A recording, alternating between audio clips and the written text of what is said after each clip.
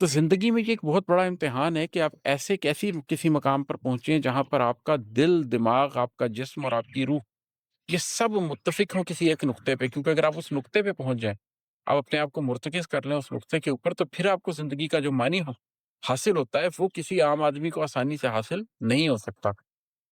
लेकिन कभी-कभी ऐसा होता है कि आपको वो मुकाम मिल जाता है।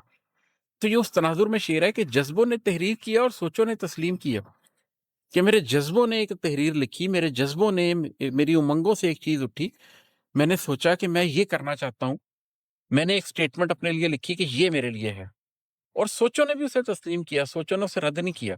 जज़्बे ने जो लिखा था, सोच ने उसे तस्लीम किया, सोच ने उसके ऊपर मोहर तस्दीक सब्त कर दी कि हाँ, ये बात दुरुस्त है। और फिर रूह बदन ने भी सच जाना कि जो चीज़ आपके जज़्बे ने कही थी, जिसकी गवाही जज़्बे ने दी थी, उसी की जब तौसीक कर दी आपकी सोच ने, उसके बाद आपकी रूह ने भी कहा कि हाँ, मैं भी यही चाहती हूँ।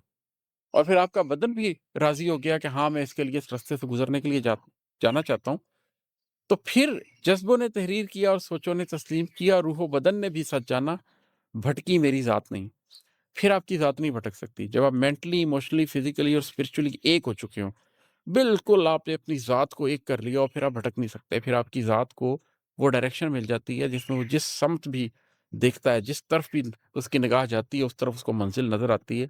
मशरिक़, मग़रिब, शमाल, जनूब सब उसके लिए बराबर हो जाते हैं, उसको डायरेक्शन का इल्म हो जाता है। एक और शेर है कि अब जो कहना है सो कह दो, अब जो सुनना है सुन लो। अब जो कहना है सो कह दो, अब जो सुनना है सुन लो। उम्र के इस हिस्से में अब कुछ खोने के खदशात नहीं।